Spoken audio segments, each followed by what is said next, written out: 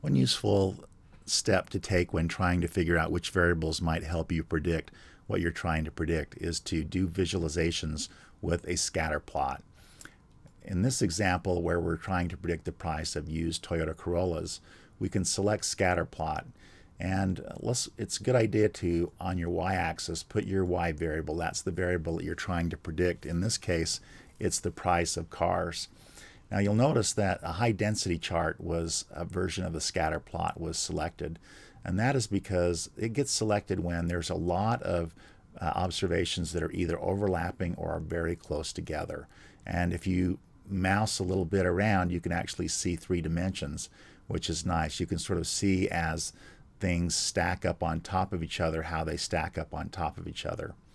And so if your plots, when you're doing your scatter plots, automatically default to high density, it's generally because what you have is you have a lot of observations that are overlapping, and this gives you a 3-dimensional view of how many observations are in that space.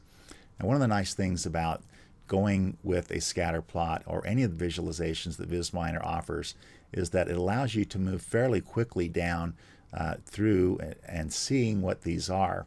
And when we have these things like air conditioning, yes or no, 0 or 1, if we want to, we can also go over to the category and we can select a category. So we can say air conditioning, and then this will show us that over here we have those without air conditioning and we have these with air conditioning, and in general it looks like those with air conditioning are higher priced, perhaps not surprisingly. Now we'll go ahead and we'll move to the next one, which is automatic air conditioning. And if we go over here and we change this to automatic air conditioning, there again we can see that automatic air conditioning tends to be higher priced cars, and those without automatic air conditioning tend to be lower. Continuing to move down through here, doors.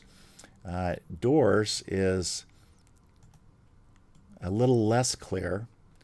So here are 5 doors, and so we also have some that have fewer doors, and there's 2 doors here. Not many 2 doors are actually in this example. So it's not really clear here how the pricing is going to work out. Maybe those with 5 doors have somewhat higher, but it's really not a very clear pattern.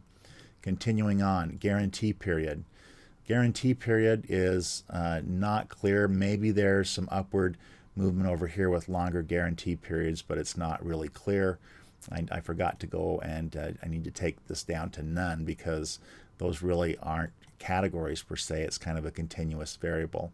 Continuing on, powered windows, and then we can select in our category powered windows, and that lets us see that, yeah, power windows are associated with higher priced cars, so that's probably going to be helpful in doing that.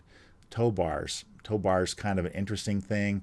I don't know, I would kind of doubt that tow bars are going to matter much, and it actually looks like cars without tow bars might be a little higher priced over here, so that may not be helping us, or we may have a negative relationship between tow bars and price. And then weight. And again, weight is a continuous one, so we want to take this off down to none because it doesn't really make sense when you have continuous variables to put categories on them. So here we have price and weight, and it does look like higher priced cars are heavier. So there does seem to be a positive relationship between weight and price.